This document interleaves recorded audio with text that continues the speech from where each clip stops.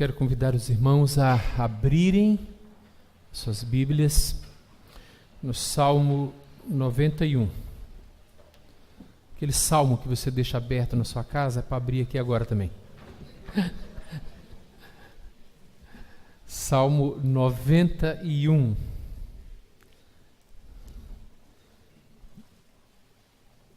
Domingo após domingo nós temos aqui feito a exposição de alguns salmos.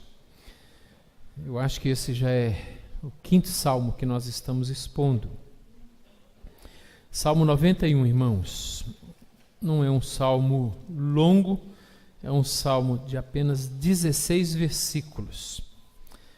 Acompanhe a leitura da santa palavra do Senhor. O que habita no esconderijo do Altíssimo e descansa à sombra do Onipotente, diz ao Senhor: meu refúgio e meu baluarte, Deus meu, em quem confio. Pois ele te livrará do laço do passarinheiro e da peste perniciosa. Cobrir-te-á com as suas penas, e sob suas asas estarás seguro. A sua verdade é pavês e escudo. Não te assustarás do terror noturno, nem da seta que voa de dia, nem da peste que se propaga nas trevas, nem da mortandade que assola ao meio-dia. Caiam 1000 ao teu lado e 10.000 à tua direita, tu não serás atingido. Somente com os teus olhos contemplarás e verás o castigo dos ímpios. Pois disseste: o Senhor é o meu refúgio. Fizeste do Altíssimo a tua morada. Nenhum mal te sucederá. Praga nenhuma chegará à tua tenda. Porque aos seus anjos dará ordens a teu respeito, para que te guardem em todos os teus caminhos. Eles te sustentarão nas suas mãos, para não tropeçares em alguma pedra. Pisarás o leão e a áspide, calcarás aos pés o leãozinho e a serpente, porque a mim se apegou com amor. Eu o livrarei, pô-lo-ei a salvo, porque conhece o meu nome. Ele me invocará e eu lhe responderei. Na sua angústia, eu estarei com ele, livrá-lo-ei e o glorificarei. Saciá-lo-ei com longevidade e lhe mostrarei a minha salvação. Oremos, queridos, mais uma vez, curve a sua fronte. Pai Santo, obrigado pela tua palavra. Obrigado porque o Senhor inspirou homens para que a escrevessem, e hoje nós temos o privilégio de poder lê-la. Obrigado também pela iluminação que o Senhor dá ao nosso coração, que o Senhor dá à nossa mente, aos nossos olhos, para que possamos assim ler a tua palavra e compreendê-la. Obrigado pela assistência do teu Espírito. E agora suplicamos que o Senhor esteja nos dando da tua graça, bondosa graça nessa noite, para que possamos aprender contigo, que possamos nos assentar no teu colo nessa noite e ouvir do teu ensino, sermos então consolados por ela, ensinados por ela, pela tua palavra. E oramos assim na palavra encarnada, que é a pessoa gloriosa do nosso Salvador Jesus. Em nome dele, amém. Muito bem, queridos, eu brinquei no início que esse é o salmo que você tem aberto lá na sua casa. Eu não sei se crente faz isso, mas eu tenho, vez ou outra, em algumas casas, não da igreja, que em algumas casas que eu tenho visitado, eu tenho visto mesmo a Bíblia aberta, E me surpreendeu um dia entrando na biblioteca do Andrew Jumper, lá no Mackenzie, e a Bíblia estava aberta nesse salmo, né? Interessante como as pessoas, aliás, é na biblioteca do Andrew Jumper, mas nem todo mundo que trabalha na biblioteca é cristão, é crente, né? Mas o fato é que você sabe disso, que muitas pessoas usam esse texto aberto na sua casa como uma maneira de que, fazendo assim, o seu lar será protegido, o seu lar será um lar abençoado por Deus mediante a palavra. Nós sabemos que isso não funciona, né? Deixar a Bíblia aberta em qualquer parte da Escritura, de nada adiantará se ela não for lida, se ela não for aplicada na nossa vida, de nada adianta. Seria a Bíblia simplesmente aberta, ela é um livro qualquer, como qualquer outro, não tem o poder de mudar e transformar a vida de ninguém. Isso é apenas um misticismo que não encontra amparo em nenhum lugar do ensino bíblico. Esse salmo, irmãos, é um salmo, provavelmente não há como afirmar isso com certeza, mas há aqueles que são simpáticos à ideia de que esse salmo tenha sido escrito por Moisés, e o contexto é exatamente a peregrinação do povo de Deus pelo deserto, durante aquele período de 40 anos, e um período onde havia perigos, ameaças, caminhando pelo deserto, havia perigos que podiam atingir as pessoas tanto de dia, e havia outros perigos que podiam atingir o povo de Deus também à noite. Era uma caminhada extremamente perigosa. E há aqueles que entendem que Moisés, portanto, escrevendo esse salmo, que esse salmo não é um salmo de romagem, mas é um salmo de peregrinação, quando então o povo estava caminhando pelo deserto, enfrentando os perigos. E por isso nós temos aqui, por exemplo, alguns perigos dos quais o salmista está mencionando e dizendo que Deus nos livra deles. Por exemplo, a partir do verso 3 até o verso 6, ele diz: pois ele, o Senhor, né, te livrará do laço do passarinheiro, ou seja, da armadilha. Laço do passarinheiro é o laço onde o passarinho pula e ele sente que o pezinho dele ficou aprisionado, e quando ele ameaça, quando ele tenta agora alçar voo para fugir do laço, o laço aperta mais um pouquinho, ele tenta de novo, o laço continua apertando, e cada vez que ele tenta sair da armadilha, parece que o laço aperta cada vez mais e ele fica preso. E aqui então o salmista usa dessa figura para dizer que Deus nos livra das armadilhas, que Deus nos livra dos perigos, Ele nos livra da peste perniciosa. Temos que lembrar que essa época era uma época ainda mais caminhando dia e noite, caminhando pelo deserto, e uma época onde a medicina era tão atrasada, não tinha os recursos, óbvio, que como os temos hoje. Então uma pessoa que ficasse doente ou qualquer enfermidade, o risco de morte, de óbito era muito grande.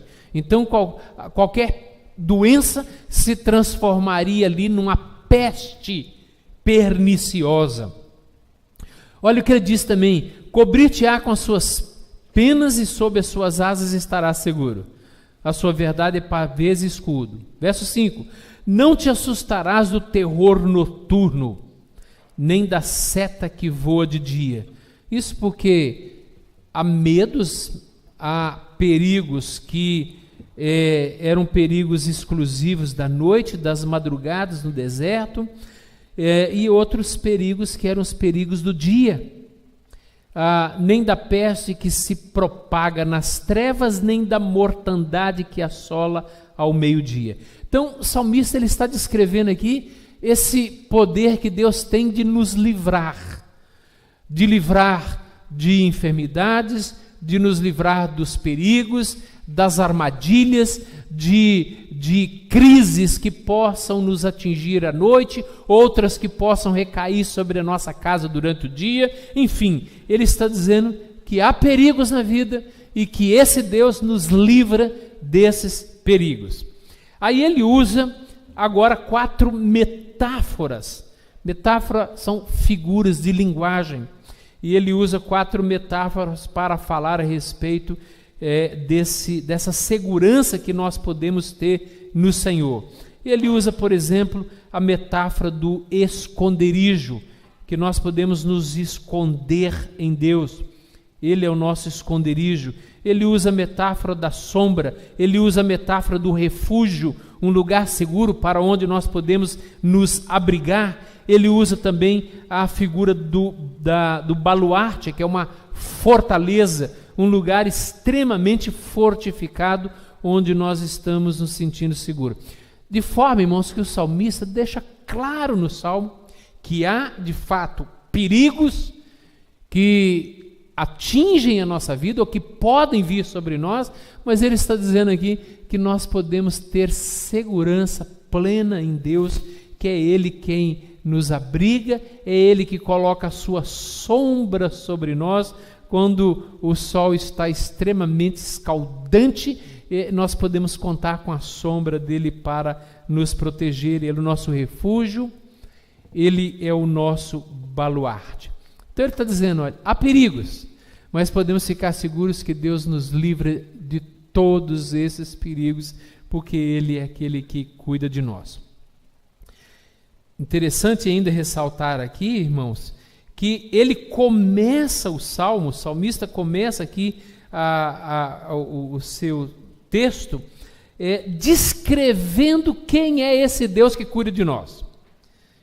Olha para os versos 1 e o verso 2 e veja que ele diz assim: o que habita no esconderijo do Altíssimo, e ele então vai usar aqui 3 nomes de Deus que de alguma maneira descrevem uma característica do ser de Deus que traz segurança para nós. Ele fala, o que habita no esconderijo do Altíssimo. Altíssimo, no hebraico aqui é El Elyon. El Elyon é um nome dado a Deus. El Elyon significa o Deus Altíssimo. Deus Altíssimo. El é sempre Deus. Lyon, Altíssimo. É o Deus Altíssimo. E Deus Altíssimo descreve aquele que está acima de todas as coisas. Então ele descreve aqui que eu não preciso temer nada, porque eu tenho um Deus que está acima de todas as coisas, acima de toda e qualquer circunstância. Aquele que habita no esconderijo do Deus Altíssimo, o Elyon, e descansa à sombra do Onipotente. Agora ele muda o nome, El Shaddai. El Shaddai, esse nome você já sabe, né? Significa o Todo-Poderoso. Está dizendo, olha, nós podemos descansar, nós podemos confiar, porque nós temos alguém que, além de ser Altíssimo, que está acima de todas as coisas, nós temos aquele que tem todo o poder para cumprir as suas promessas. Logo, se ele vai dizer um pouco à frente de que nós não precisamos temer a seta que voa de dia, nem um terror noturno, nem a mortandade que assola ao meio-dia, nós não precisamos temer, afinal de contas nós temos alguém que prometeu que iria cuidar de nós, e ele é o Todo-Poderoso, ele pode cumprir as suas promessas, porque ele é o Todo-Poderoso. Mas ainda ele usa um outro nome, dizendo, diz ao Senhor. Agora ele usa outro nome, Adonai. Adonai. E Adonai significa aquele que governa. Interessante que o salmista, Moisés, o salmista, ele está dizendo que nós temos um Deus que é que está acima de todas as coisas, por isso nós podemos confiar nele, que ele é o Todo-Poderoso e que pode assim, tem poder para cumprir as suas promessas, mas ele também é aquele que é o governador do universo. Ele é o Senhor dos senhores. Ele é o Rei dos reis. É aquele que governa tudo e a todos. Portanto, ele governa a minha vida. Nada da minha vida foge ao controle desse governador. E aí, depois que ele fala desses nomes de Deus e essas características que tornam Deus alguém em quem eu de fato posso confiar, ele então descreve os perigos e fala das promessas. E veja que Deus faz muitas promessas aqui. Por exemplo, ele diz assim: caiam 1000 ao teu lado, 10.000, como é que ele diz aqui? 1000 ao teu lado e 10.000 à tua direita. E ele diz assim: tu não serás atingido. Provavelmente num período de guerra. Ele está descrevendo aqui um período de guerra, onde você está no meio da guerra, tem gente caindo para tu quanto é lado.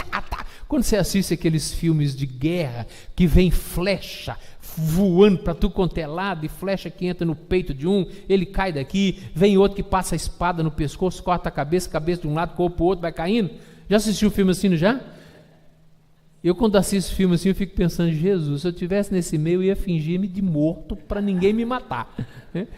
E aí cai um aqui, cai outro ali, está dizendo: olha, vai cair 10.000 à tua direita, vai cair mais tantos à sua esquerda, mas ó, você não vai ser atingido. Eu fico pensando, que promessa maravilhosa é essa? E ele diz outras aqui. Olha só, verso 10, queridos. O verso 9 fala, né? Pois tu disseste: o Senhor, o meu refúgio, fizeste do Altíssimo, do Elion, a tua morada. Nenhum mal te sucederá. Impressionante essa promessa de Deus. Ele está dizendo: nenhum mal te sucederá, praga nenhuma chegará à tua tenda. Provavelmente andando pelo deserto, quando eles colocavam as tendas, ali está dizendo: mal nenhum vai chegar na tua tenda. Na tua, eu prometo, Deus está dizendo, eu prometo que não vai chegar mal nenhum na tua tenda. Ou seja, dentro da tua casa, mal nenhum vai chegar.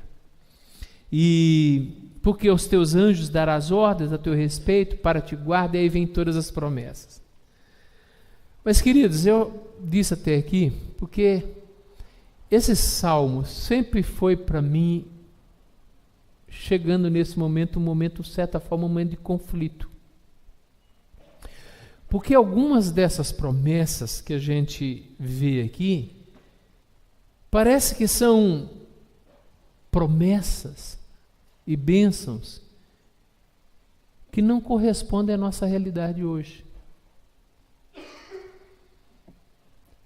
E quando eu lia essas promessas, eu ficava me perguntando: Senhor, tu está dizendo aqui que mal nenhum vai chegar dentro da minha casa.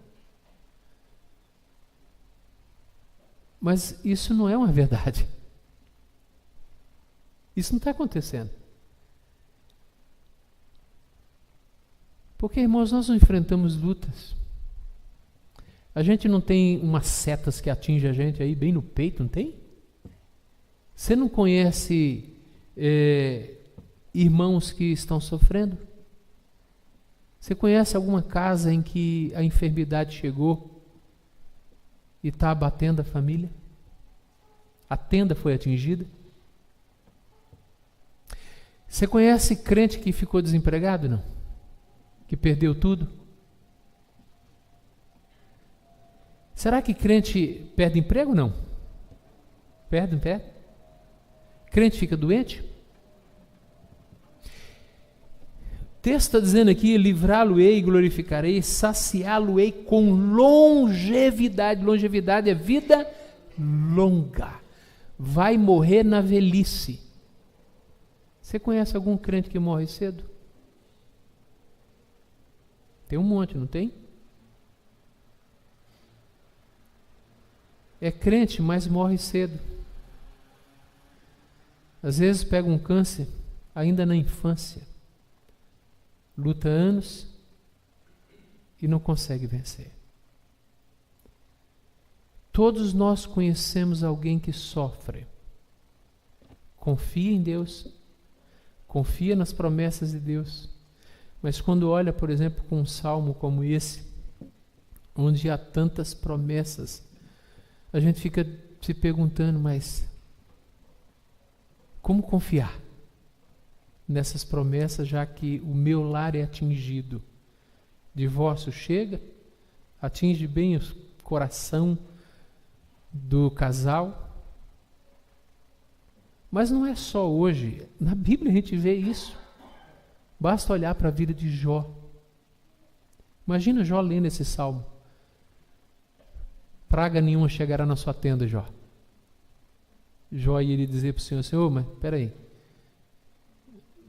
mas acabou de cair um raio na minha fazenda, queimou a fazenda, morreu todo mundo lá na fazenda, os bois, tudo, perdi tudo. Perdi tudo, Senhor. O Senhor diz aqui que cairão 1000 ao teu lado, 10.000 à direita, e eu não serei atingido. Acabei de ser atingido. Perdi inclusive os meus filhos. Então Jó é um exemplo de luta, de dificuldade. É interessante quando a gente lê a história da igreja e a gente vê os mártires sofrendo. Quantos deles morreram comidos pelas feras, como num palco para divertir as pessoas? As feras eram soltas e essas pessoas que estavam amarradas, cristãos amarradas aos postes, esses cristãos eram comidos pelas feras. Onde fica a promessa desse salmo para esses irmãos? Se você ler Hebreus capítulo 12, 11, 12, você vai ver aqueles irmãos sendo cerrados ao meio, passando pelo fio da espada.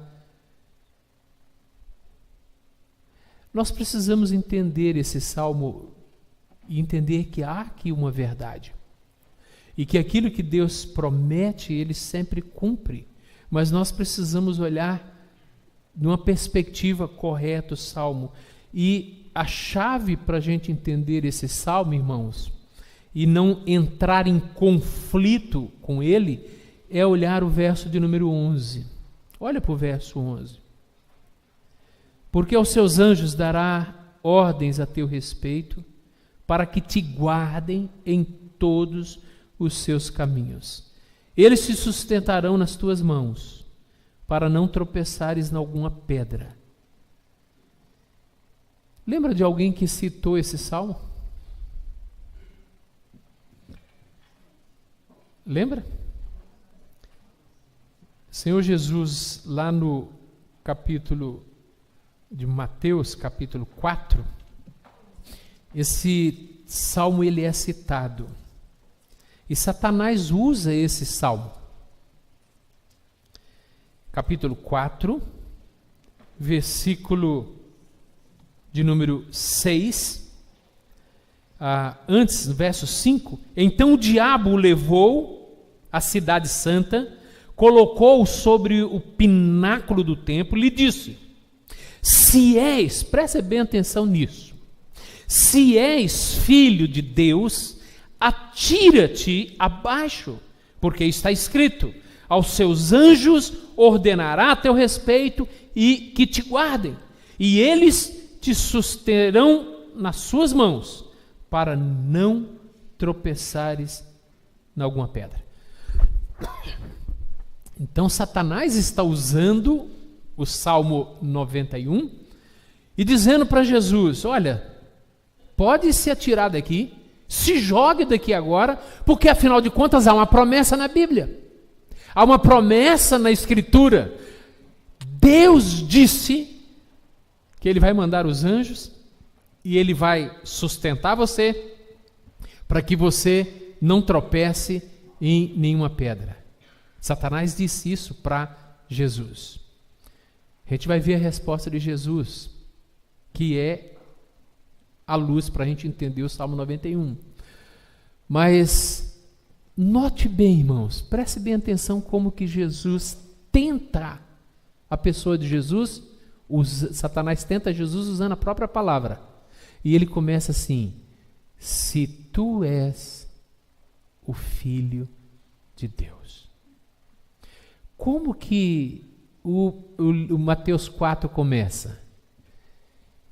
Veio uma pomba que pousou sobre Jesus, no momento em que ele é batizado, lembra lá? E aí Jesus, o Espírito Santo diz assim, Deus fala assim: este é o meu Filho amado, em quem tenho eu todo prazer. Depois disso ele sai, é levado para o deserto, onde ele é tentado.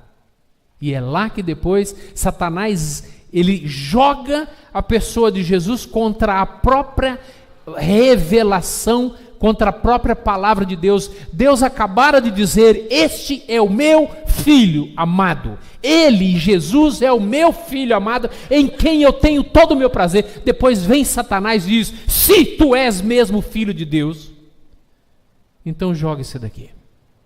A tentação começa quando Satanás, de alguma maneira, isso lá e aqui hoje também na minha e na sua vida, quando Satanás, ele questiona ou leva você a duvidar se você é realmente um filho de Deus. Afinal de contas, você está passando fome? Você está 40 dias sem comer? Você está passando uma necessidade? Se tu és o Filho de Deus, por que ainda está desempregado? Se tu és o Filho de Deus, a promessa de que Deus vai cuidar de você e você está nesse trabalho e que não consegue promoção há anos. Se tu és o Filho de Deus, por que você está doente? Se tu és filho de Deus, por que você foi atingido por essa enfermidade, por essa limitação? Se tu és o Filho de Deus, por que o seu casamento está do jeito que está? Se tu és o Filho de Deus, se tu és, é a tentação, irmãos, que Satanás tantas vezes traz ao nosso coração, levando-nos a duvidar da nossa relação com Deus, duvidar da nossa filiação. E Satanás usa inclusive a Bíblia para poder questionar a nossa fidelidade e a nossa confiança a Deus. E aí a resposta de Jesus a Satanás é esta: respondeu-lhe Jesus, também está escrito: não tentarás o Senhor teu Deus. Não tentarás o Senhor teu Deus. Nós não devemos nunca usar das promessas de Jesus na Escritura para de alguma maneira colocar essas promessas contra o próprio Deus, dizendo: o Senhor prometeu, agora o Senhor cumpra. Isso seria tentar a Deus. Devemos lembrar que Deus cuidou de Jesus, que Deus sustentou Jesus em todos os momentos. Como filho de Deus que era, Deus sustentou, Deus cuidou, Deus amparou, mas isso não significava livrá-lo da cruz. Isso não significava livrá-lo do sofrimento. O profeta Isaías chama Jesus de o servo sofredor, não é assim? Jesus precisou sofrer porque o sofrimento fazia parte do plano, do projeto de Deus para a pessoa de Jesus. E Jesus não poderia tentar o Salvador, ou tentar o seu Pai, tentar a Deus, usando da Escritura, achando que ele poderia agir daquela maneira, inclusive pulando do pináculo do templo. Há igrejas que usam o Salmo 91 para reivindicar e tentar colocar Deus na parede. Agora cumpra. O Senhor prometeu. Agora cumpra o que o Senhor disse. Isso seria colocar Deus à prova, seria tentar o Senhor. É óbvio que nós temos as nossas responsabilidades em muitas coisas que acontecem na nossa vida. Muitas coisas que nos sobrevêm às vezes pelo descuido nosso, pela falta de zelo nosso, pela displicência nossa. Seria tentar o Senhor nosso Deus, por exemplo, pegar a moto e andar 120 km por hora sem capacete. Então pegue a sua moto, monta na moto, anda a 200 por hora sem capacete, dizendo: Deus vai mandar os seus anjos e mal nenhum vai me atingir. Isso é tentar o Senhor. É tentar o Senhor chegar de madrugada em casa às 3, 4 horas da manhã, andando pelas ruas escuras da nossa cidade. Deus guarda? É óbvio que Ele guarda. Mas por que eu vou abusar? Né? Deus guarda o casamento? É lógico que Deus guarda o casamento. Deus tem prazer em abençoar a vida da esposa e do marido. Deus tem prazer em abençoar o relacionamento. Mas, queridos, há marido tentando o Senhor, é cabeça dura. Faz bobagem no relacionamento. Não trata a esposa como deveria tratar, vice-versa. Há mulheres insubmissas, há mulheres arrogantes. Está tentando o Senhor. Aí dá problema no casamento. Peraí, Senhor, o Senhor não disse que mal nenhum iria chegar na minha tenda? Sim, eu disse, eu estou cuidando de você, mas está difícil, hein? Está difícil. Desse jeito, está difícil. Então Jesus está dizendo, olha, é verdade, mas também está escrito: não tentarás o Senhor teu Deus.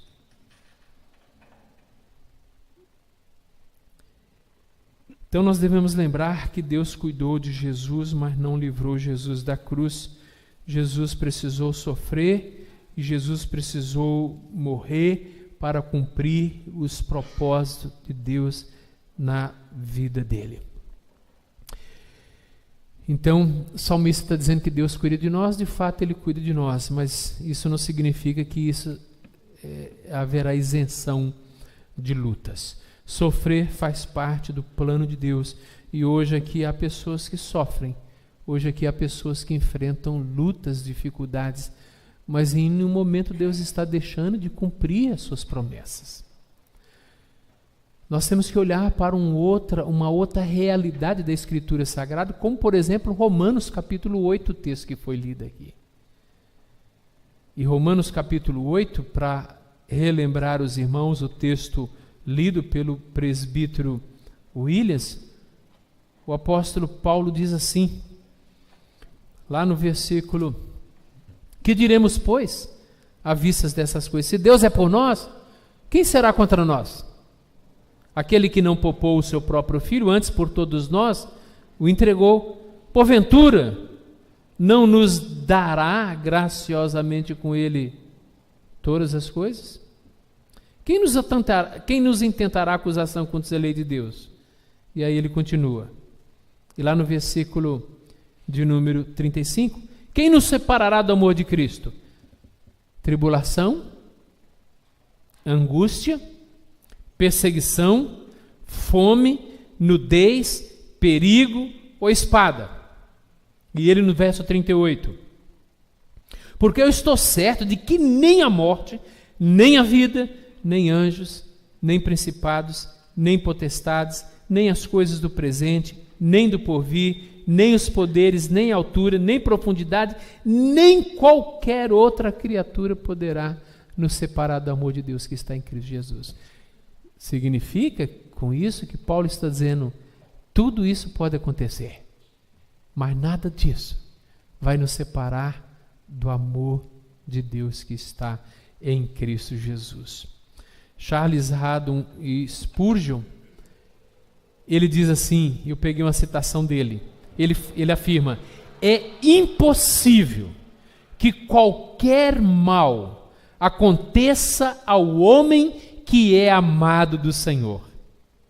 As mais esmagadoras calamidades podem apenas abreviar o seu caminho e antecipar sua recompensa.